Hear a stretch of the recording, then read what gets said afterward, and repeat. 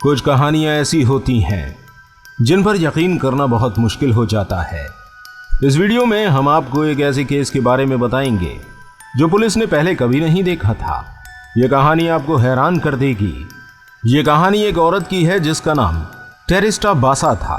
बासा वैसे तो फिलीपींस में पैदा हुई थी, लेकिन ये अमेरिका के शहर शिकागो में रहती थी। दोस्तों, ये कहानी 1977 की है। बासा एक हॉस्पिटल में थेरेपिस्ट थी। ये बच्चियों को पियानो भी सिखाती थी। लोग इसकी बहुत इज्जत किया करते थे। बासा अपने अपार्टमेंट में अकेली रहती थी, लेकिन 21 फरवरी वो तारीख थी जिस दिन कुछ ऐसा हुआ जिसने सबके होश उड़ा दिए। बासा के पड़ोसियों को इसके घर में जलने की स्मेल आना शुरू हो गई।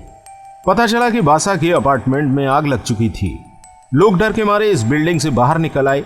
फायर ब्रिगेड वहां पहुंच गई, लेकिन इससे पहले कि ये लोग आग बुझाते बहुत देर हो चुकी थी और बासा आग में जल चुकी थी।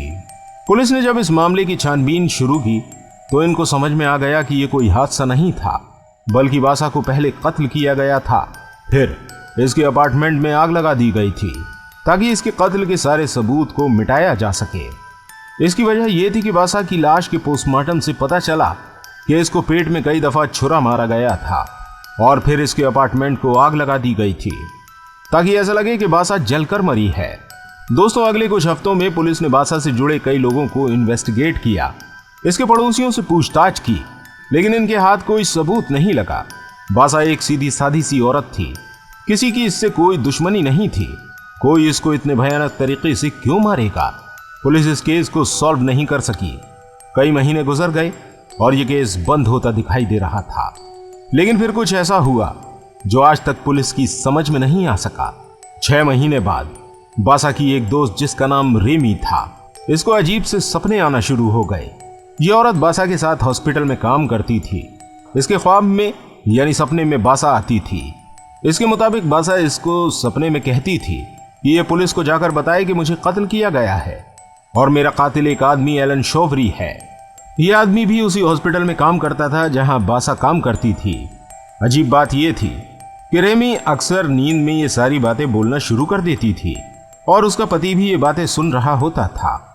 रेमी बहुत परेशान रहने लगी और फिर उसने पुलिस के पास जाने का फैसला कर लिया।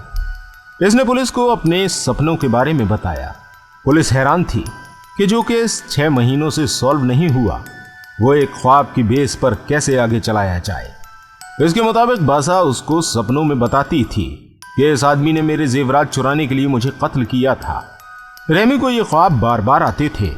पुलिस ने ऐसा केस पहले कभी नहीं देखा था, लेकिन उन्होंने एलन की छानबीन करने का फैसला कर लिया। दोस्तों, एलन बासा के घर के पास ही रहता था। पुलिस ने उससे सख्ती से पूछताछ शुरू की तो पता चला कि जिस शाम को बासा का कत्ल हुआ था, उस शाम एलन को इसके घर उसका टीवी ठीक करने के लिए जाना था। एलन ने कहा कि ये उस शाम वाकई बासा के घर गया था, लेकिन फिर वो वापस आ गया था।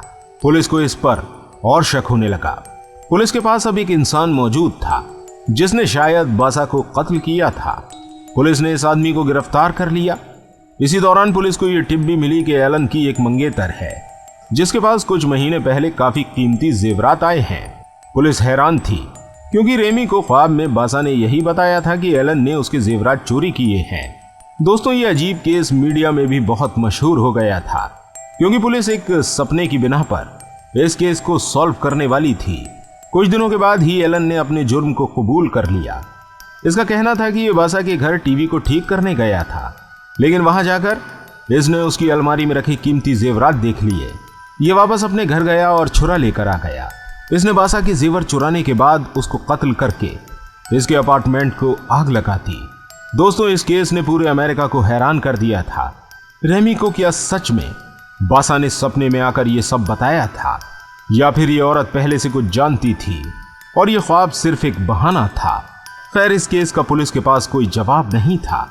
इस अजीब केस पर कई डॉक्यूमेंट्रीज भी बन चुकी हैं और आप देख रहे हैं डार्क फाइल।